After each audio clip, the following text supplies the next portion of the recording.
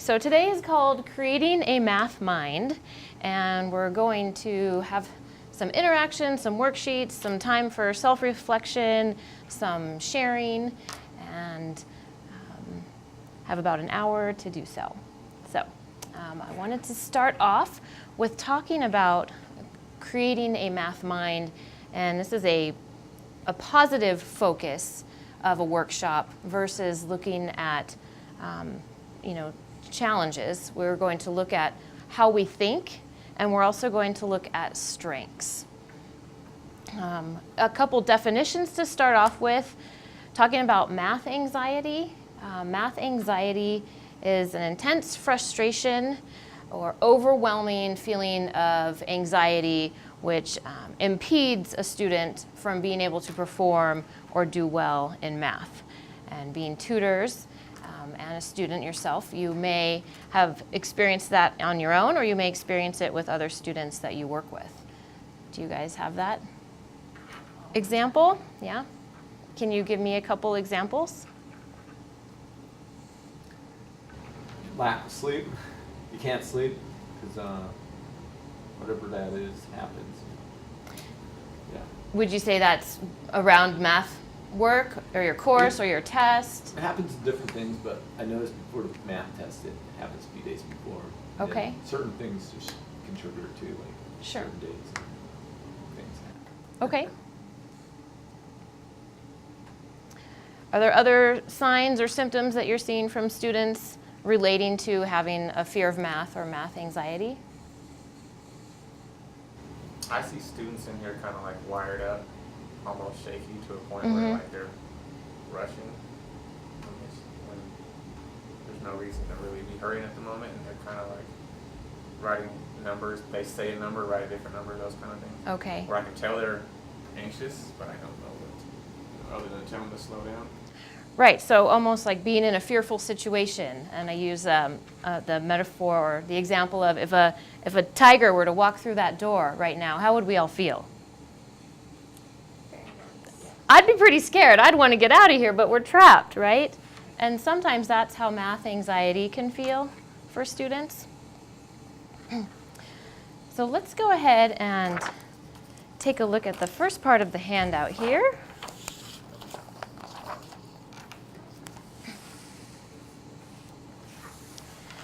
So the first question, we want to take a look at your situation. So for those of you that are tutors, you can use the math example. You can think of a student you have in mind. You can use a different example in your life if you're trying to overcome any anxiety in something else. But describe your first negative experience with math. And the reason we talk about this is because it could go far back into childhood, or it could be more recent. But we want to find out what the past is and what the history is so we can then get to your thinking. So take a few minutes and write about your first negative experience with math.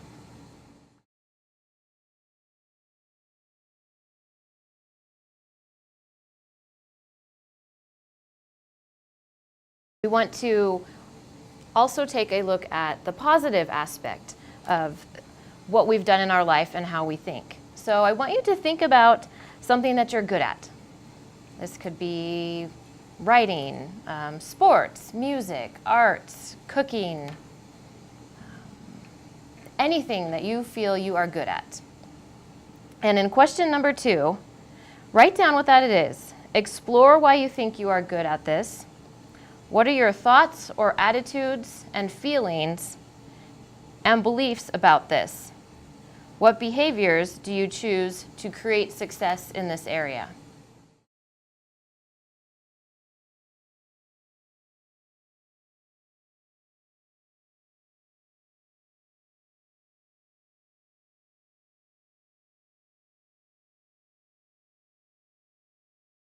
Okay, would anybody be willing to share their example?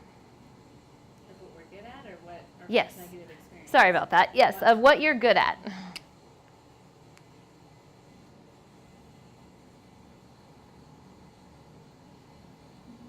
So for this example, go ahead, Drew. Go ahead.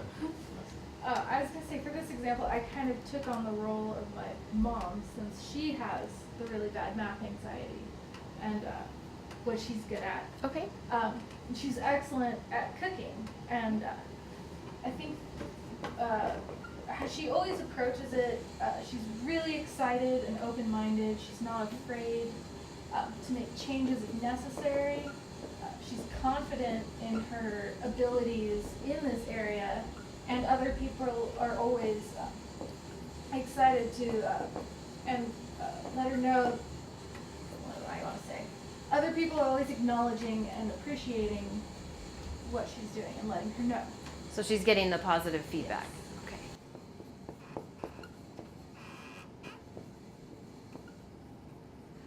Okay, so important is being open-minded, okay, willing to try new things, feeling excited about cooking, getting the positive feedback, and this can all result in her confidence. Okay, thank you. Would you like to share? I enjoy rock climbing and I'm Okay. fairly decent at it. Okay. By practice, and that's how I do it. I just climb for years and years and years, and just keeps you good at something. Except for the weight now, things make it a little harder. Yeah. Yeah. So what's your attitude or your thoughts about rock climbing? What do you think about I think it? it's good for the body, the mind, your soul, everything. Yeah, it's a pretty good thing to do. Really occupies your time. That brings your like body mind connection. The engrams you get, like you can actually memorize stuff from movement and things. It's really pretty radical. Awesome. Okay, thank you. Would one other person like to share? Something you're good at? Very well, I think so. Okay, thank you. I said teaching. Okay. Of course, all of these guys are as well, so not just me. But and I said I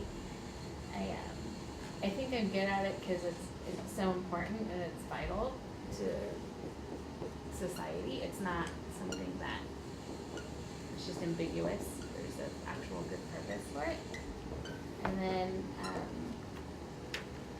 I said, I've experienced many sides to it, so not just like being the teacher, but also being the student. So because I've explored all the sides, you can kind of feel or have that empathy.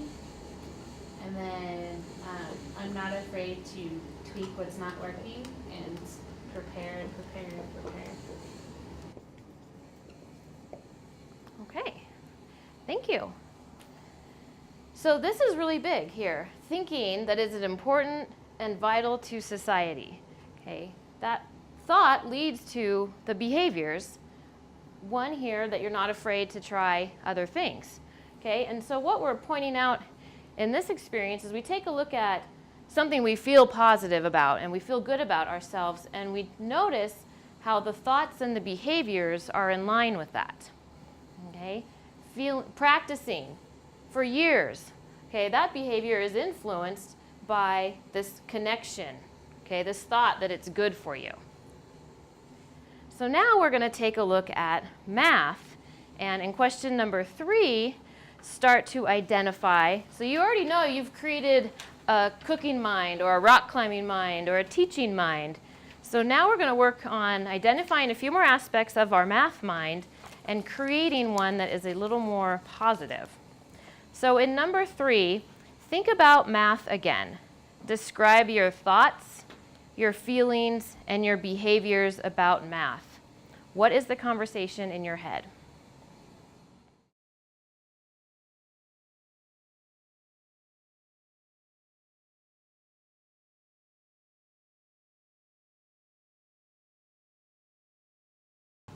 Okay, who's willing to share an example of thoughts, feelings, or behaviors around math? Whether it's your own personal example or a student's example, and you don't have to tell us which.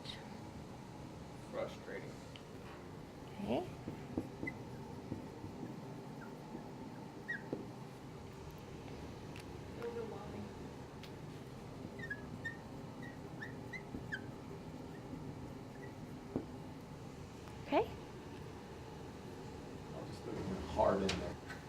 Okay, so that'd be one of your thoughts?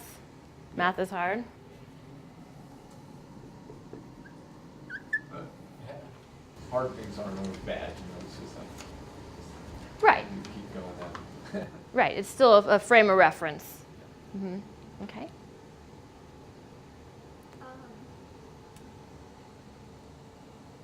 One thing that I hear people say is like, I don't have that type of mind or something for math. Like there's a specific type of mind you have to be good at math. Okay. Um,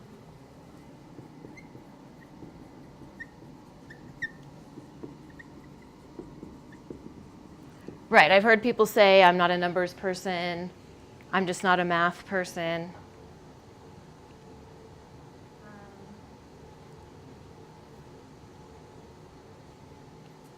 What else?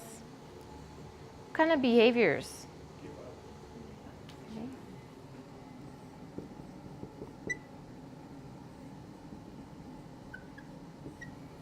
They rush it too, right? 'Cause they just want to be done. So they just rush through it.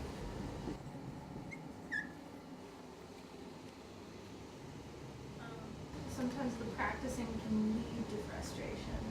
Okay. When, so if they're trying to practice these problems and they're just still not getting it, it's just building and building and building. I feel like sometimes though, like if someone believes that they're bad at math, they don't think that practicing is going to make it better. It really might though. Right, so that belief of I'm bad at math overpowers doing some kind of a behavior like practicing. Because why would you want to try if you don't think you're going to do well? That's what some students think. Thank you.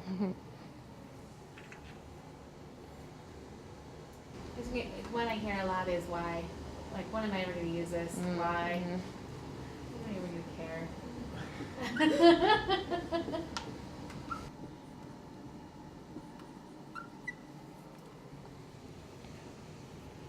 Yeah, and that's part of what we're doing here when we're going to, we'll talk about changing our thoughts to help change our feelings and behaviors and giving that why. Another feeling I thought of is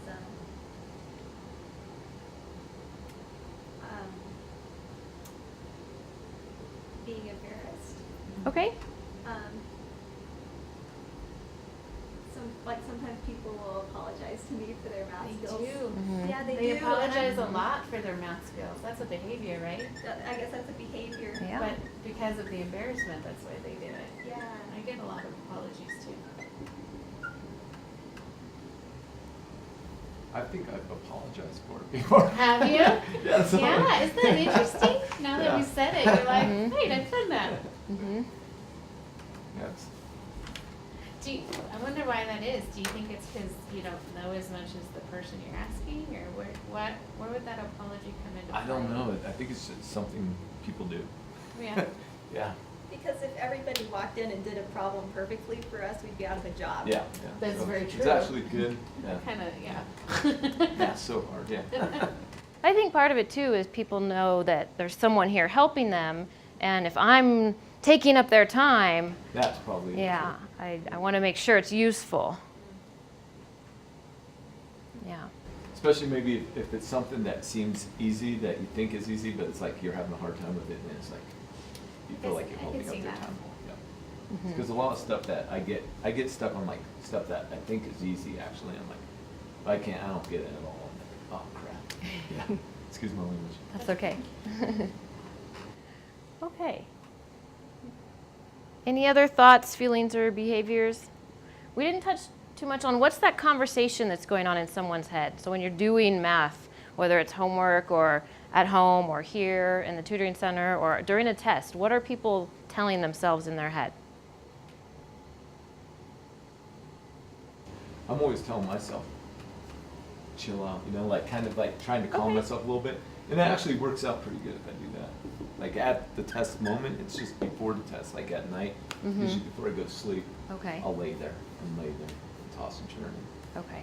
Then I wake up tired and can't function. Then I go into the test and I'm like, son of a bitch, calm down, yeah. Yeah, and frustrating. Okay.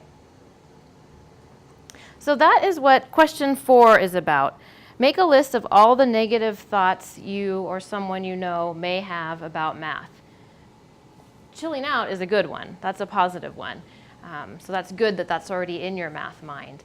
But some students will think, we touched on a few of them, I don't have that mind, I'm not good at it, I can't do it, this is stupid. I just think if you do anything long enough, you'll get good at it, or at least decent at it. Mm-hmm. Passable, right? Yeah.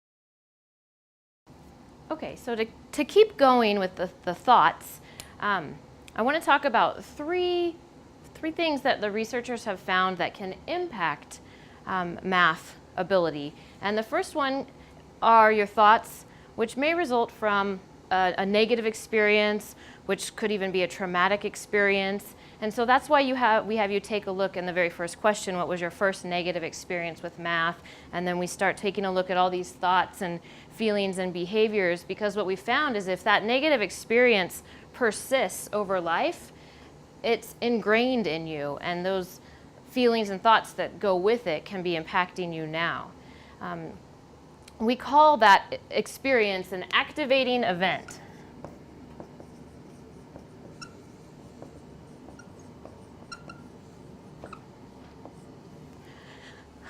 This could be something from 4th grade when you had to do a problem on the board and somebody laughed at you. Or maybe you got it wrong. Or maybe you didn't get a good grade one year and your parents grounded you and that stuck with you. I mean, these experiences can range from least traumatic to very traumatic. Maybe you actually had someone bullying you over who was in your math class. Maybe it had nothing to do with how well you did in math, but maybe it was that person in the class that was hurting you. And so that activating event leads to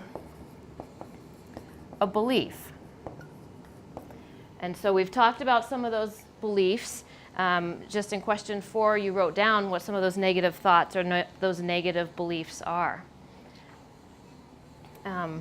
which then results in a consequence or a feeling. So if the activating event is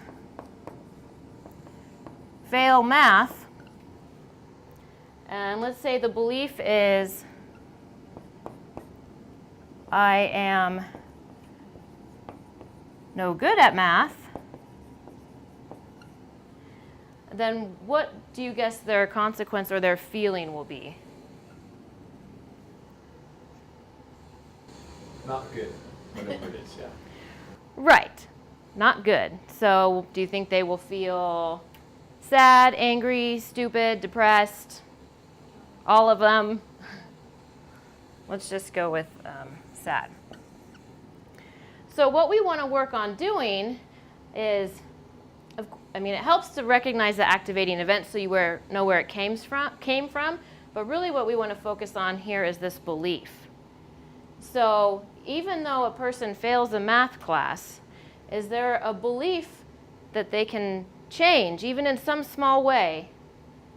So instead of I am no good at math, we could probably use what you have over here. If you do it long enough, you'll get better at it. Yeah. Okay.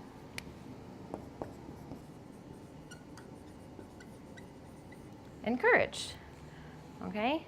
So there's that slight shift, which then also leads towards hope. Okay, so the goal is to take a look at all these beliefs here, and in changing that belief, it starts to change the the consequence, which then will start to change your behaviors. If you're feeling encouraged, maybe you'll keep your tutoring appointments and keep coming back. Maybe you'll actually do more practice at home. Maybe you'll form a study group. So go ahead on your worksheet, pick one of your thoughts you listed in number 4, and on the page there, write the ABCs. What was the activating event? List your belief and the consequence, and then write a new version of that. I have no clue what the activating event was. Nope. Okay. That's okay. But you can identify your beliefs, your current beliefs. So. Oh, I believe it could be done. I just think you have to just keep doing it. Yeah. Yeah. And we'll talk a little bit in a minute about how to reduce that anxiety, because it sounds like you have several, positive thoughts that are keeping you going. But then what do you do when that anxiety comes up? I have bad math days. That's what happens to me. A bad math face? Days. Oh, days. I have good math days and bad math days. It's like every day I don't know how it's going to be. So then if I'm having a good one, I'm happy. If I'm not, it's like kind of like frustrated. Mm-hmm. It just depends on the day. Yeah, Every I day mean, changes, yeah. and that's true in life, right? We have Yeah. good and bad days, and if you take a look, at our good things, I like to cook. There's definitely some good cooking days and some bad cooking days where you're like, ooh, let's not eat that. But it's about how do you get back to this spot.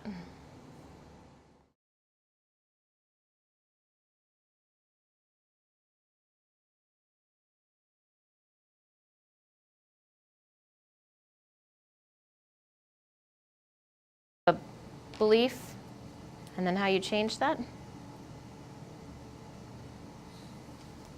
Oh, you had to change it? Mm-hmm. You can't still hold an erroneous belief. Well, I used a different class than math, this is my example. But I was thinking about it and I realized that I thought I was bad at the subject physics because I failed my first quiz in the class. And it was also my first college semester. And so after that, I thought that I was really bad at physics. And I tried to avoid taking it. Okay. Yeah, see how that thought led to those behaviors, avoidance? Yeah, Mhm. I put it off as long as I could. So did you ever change that throughout college? You said you put it off. I did. I took a second class and I did a lot better in it. And I realized that the reason I'd done badly in the first one is because I didn't have enough of a math background. Okay. So you shifted from, if I learn more, I will do better. Or since I've learned more, since I've taken other classes, Yeah. I can do this. Mhm. Okay. Great. Anyone else?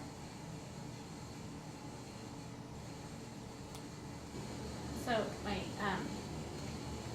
my event was I failed a math test terribly, and I don't mean like a little bit, I mean like a lot.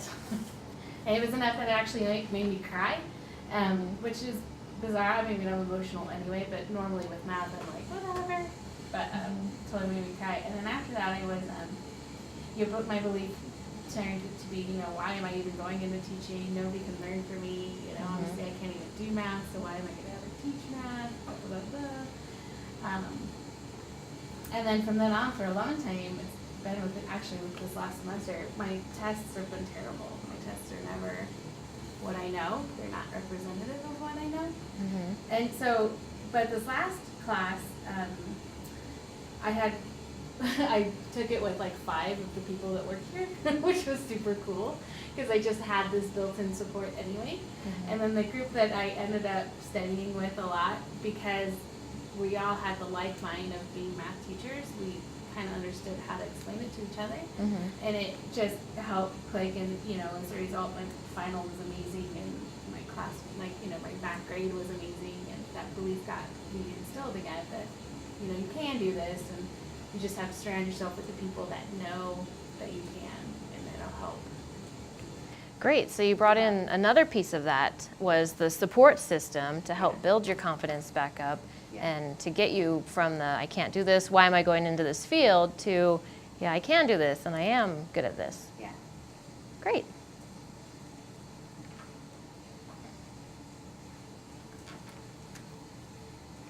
Anyone else? No? My activating event was thinking it, the math, there's no application. And then no application made me feel it's not important. Right. It's not important to stop doing it. Okay. I see that a lot.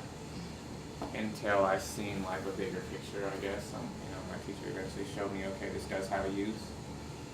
And then when it had a use, I figured my belief was now I gotta conquer this new thing. Okay. I got to conquer it. Yeah. That's great. So that switched my mindset to not Okay. give up. Okay. Now I gotta win the battle. And conquer math. Yes. Okay. He does well. Yeah. Okay, so let's, at the very bottom here, list any positive thoughts, whether it's the ones you changed from your negative thoughts, or just any positive affirmations or thoughts that you can think of relating to creating this math mind. We've heard, I can do it, I'm good at this, I can conquer it. What else would you add? I think the freedom that it's okay to make mistakes. Okay. And that's not something that we allow ourselves to make. It's okay to make mistakes.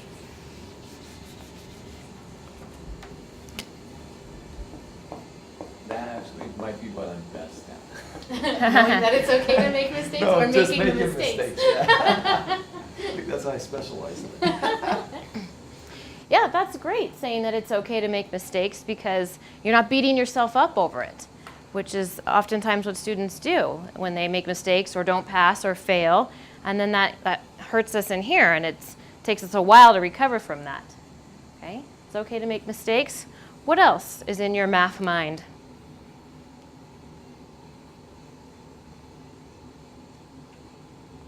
Along the same lines, it's okay to ask somebody. It's okay to ask. What does Michelle always say? It's not what you know, it's who you know. Yes. Yeah. It's okay to ask for help.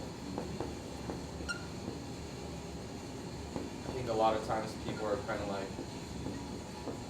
they're timid on asking questions because they don't want to feel stupid. Mm-hmm. Along with those. Right, so we've got to normalize some of this. Okay. Another one is kind of to take things one step at a time.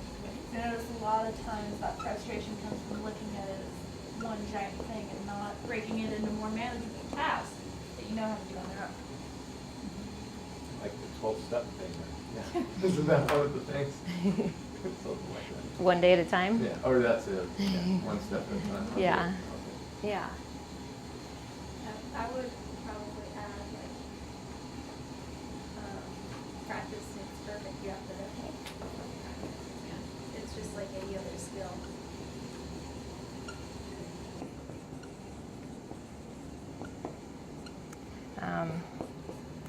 Yeah, I can learn this skill. Which is interesting because when we talked about the things we're good at, this was probably an automatic thought that we didn't even have to think about it. It was already in us. I can learn to cook. I can learn to rock climb. It's very rewarding, Right? not physically, but mentally when you get something right you've been working on it. Those aha moments are amazing, I right? think that's the biggest thing. Right. The light bulb moments. Yeah. Like we were just talking about.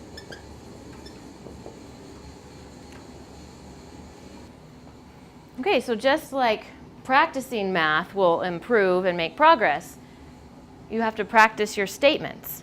Because to go from, this is hard, I don't care, why should I do it, to these statements takes some practice and daily practice. So now that you have your math mind and your positive affirmations, put these on your mirror, on your notebook, in your room, where you study, and read these to yourself every day, 3 times a day, until they become so ingrained that you don't think about them. And then that's a part of who you are, and that's a part of who you are doing math. And you can help your students revise their statements and their thoughts. So when you catch them saying some of the things over here, say, I wonder what it would be like if you said, let's just take it one step at a time.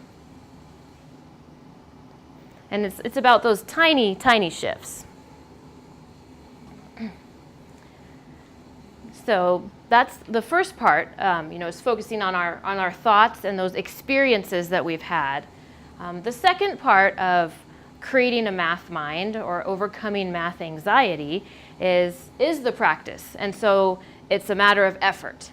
How much effort are you putting in, and what kind? As you know, is it practice quizzes? Is it working with groups? Is it reading the textbook? Is it doing all of that again and again? And I ask my students, okay, be honest. You have to be honest with yourself. You failed math again. How much percent out of 100% effort did you put into that class? And a lot of times they'll say, about 70. I said, okay, well, if that relates to a grade, that would be a what? A C. Okay, and so again, it's that tiny shift, that light bulb, and getting them to realize, maybe I'm not dumb. Maybe it's just because I need to do it more. Maybe I need to do it a different way. That could be another piece of it. And then there are students who truly are like, no, I am doing 100%. What's going on? I don't get it. I don't understand what's going on. And it might just be in the testing area. And that could be test anxiety. The third reason, it could also be if there's a potential learning disability. And that would change the how you do something.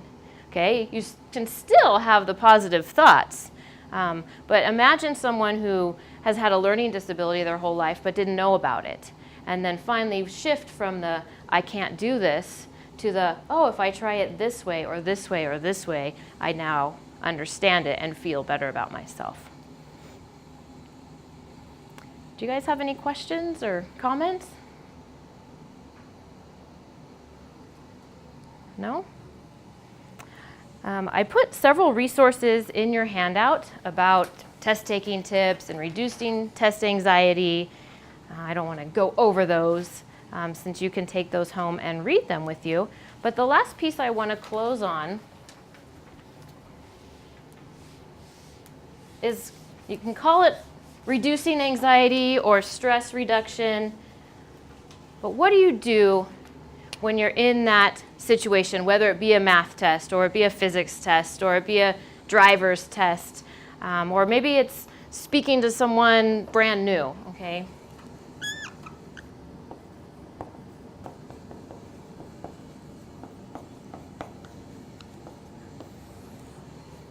So let's go around the room and just give me one technique that you use to reduce anxiety or stress.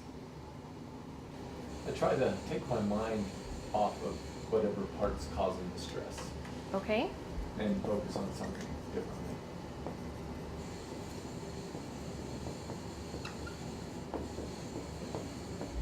Along those lines,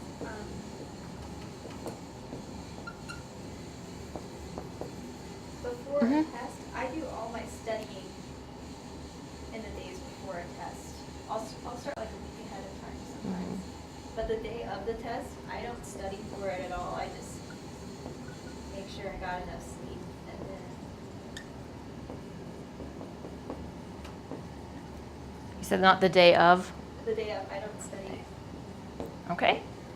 Because Yeah. if you do practice problems and you get them wrong the day of, then Yeah, you're starting to get all that anxiety. So you make sure you're prepared. Okay, and that's such a huge one. When we talk about preparing all semester long, that way you're not doing it the night before. Okay, what other tips do you guys have to help reduce your stress or anxiety in any situation? This one might sound dumb, but I literally say I don't care. Because when I give myself the permission not to care so much, I actually relax. Okay. Wow. Yeah, don't let the outcome affect your overall happiness. Okay, and that's a good way to reframe it, because sometimes we can get confused with the I don't care, but I see what you're saying. Giving yourself permission not to care as much. And that's like when I talked about the tiger coming in the door. That's what some students view math like, or view the test. But if you're like, that's a baby kitten. I can sit next to a baby kitten for an hour. Okay, so the permission not to care as much, or not to give it such a big emphasis. Okay, anything else? Breathe. Yeah, Deep. that's a big one, right? Yes. Breathe, just breathe. Snap Breathe. Snickers in your mouth. Eat candy. That's what I do. Chocolate. I eat candy. I do that every time. And, okay, you said sleep, right? You rest. Yeah. That doesn't happen for me, so I just live without it. Sleep's the most You got to pick the other ones. Yeah. You're like, my college life, no. Yeah, that's not there. Right. Ambien. The key. Yeah. Yeah. the quick way Although to sleep. I read a study somewhere, I don't know like how accurate it was, but it was an interesting read, but it said that the frame of mind that you're in when you study should be the frame of mind that you're in when you take the test. So if you're constantly studying when you're tired, it's actually better for you to take the test when you're tired, because somehow it triggers it in your head. I don't know how true that is. My friend, of course, took it beyond and said, well, if I study when I'm drunk, do I get to show up drunk? But probably not. That's what Not really advised. No. I don't know how much truth that is. I just thought it was an interesting read. Yeah, I've read things similar to that too. But yeah. Another piece would be relaxation. So there are a lot of things you can do for relaxation techniques. The breathing, any kind of meditating, yoga, some kinds of exercises. A simple one that comes to mind is just if you tighten up your fists really hard and then release them, tighten them and release them. As soon as you do that, you feel that instant and your body just starts to relax, and then you can go back to that focus part and be able to answer the questions. Okay. Have you guys ever heard of a technique called heart math? Okay. I thought some of you may have. Heart math is actually a breathing technique. It doesn't have anything to do with math, and the researchers have found that our brain and our heart communicate with each other, and when they're communicating clearly and in a coherent state, our mind is able to focus and retrieve information and perform. And so I'd like to share this technique with you.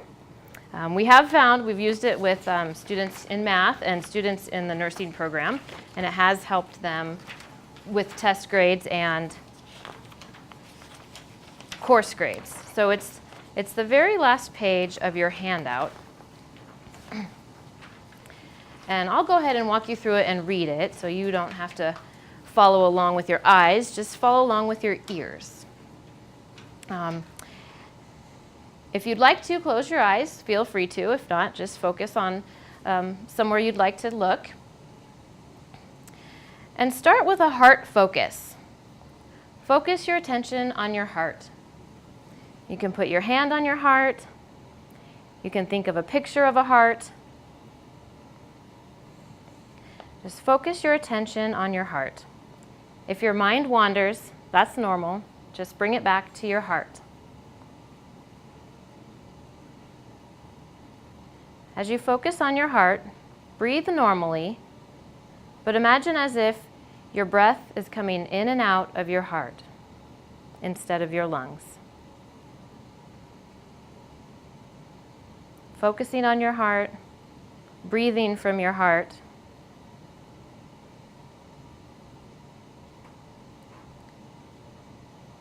Create a feeling of relaxation or calmness. Maybe think of your favorite place, or person, or pet, and feel in your heart, calm, relaxed.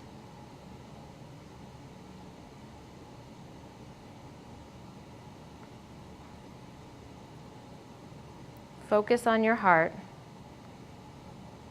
Breathe from your heart. and feel from your heart.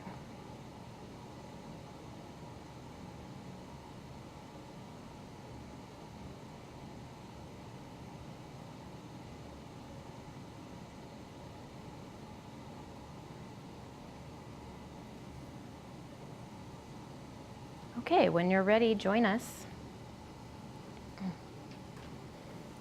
How do you feel? At peace. At peace. Good. Nice, pleasant feeling. Good. That's nice. Okay, so that's one more to add to your tool belt here of strategies to help you. That can be used not only with with math and with tests, also if you're having a hard time sleeping, maybe if you don't like to fly in airplanes, any situation in which you're trying to overcome anxiety.